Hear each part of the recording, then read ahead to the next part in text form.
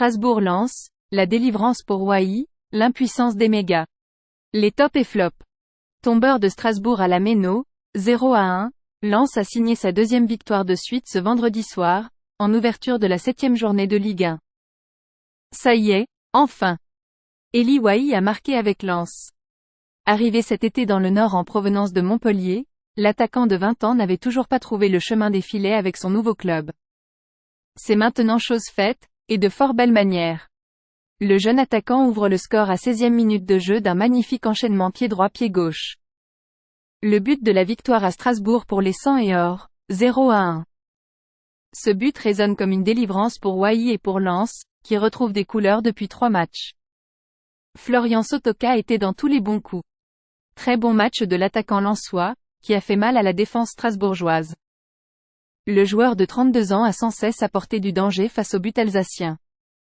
Presque toutes les offensives nordistes intéressantes sont venues de son côté. Le Lensois a essayé de faire fructifier toutes les pertes de balles du milieu de terrain strasbourgeois. Sa connexion avec Eli Wai est également très intéressante. Sotoka est le passeur décisif sur le but du jeune attaquant français et même aurait pu trouver le chemin des filets à son tour à la demi-heure de jeu, mais le gardien strasbourgeois Massel est bien sorti. Le natif de Narbonne a passé également beaucoup de temps à haranguer ses coéquipiers.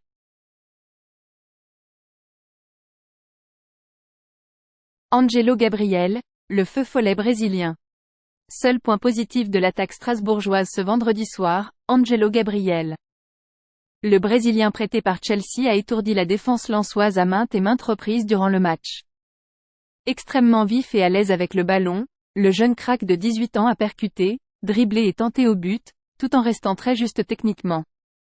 Souvent chahuté par Facundo Medina, il est resté de marbre et n'est pas rentré dans le jeu du défenseur argentin. Une grande force de caractère malgré son jeune âge.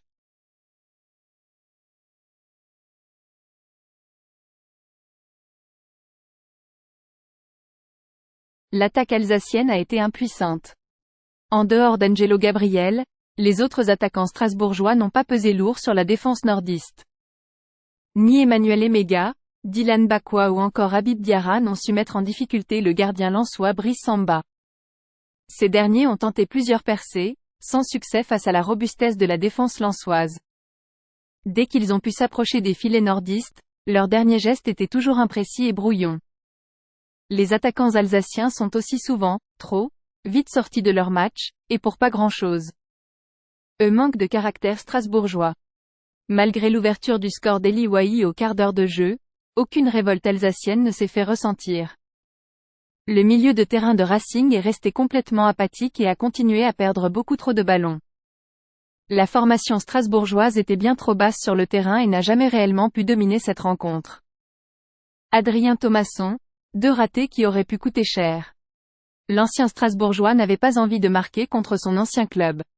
Sa rentrée en jeu à la 75e minute à la place d'Angelo Fulgini a été catastrophique. Le Lensois rate 2 énormes occasions immanquables en fin de rencontre, 82e et 94e, qui auraient pu mettre les 100 et or définitivement à l'abri dans ce match. Ces loupés face à Brice Samba sont tellement hallucinants, c'est à se demander si Thomasson voulait vraiment s'imposer avec Lens à la Méno.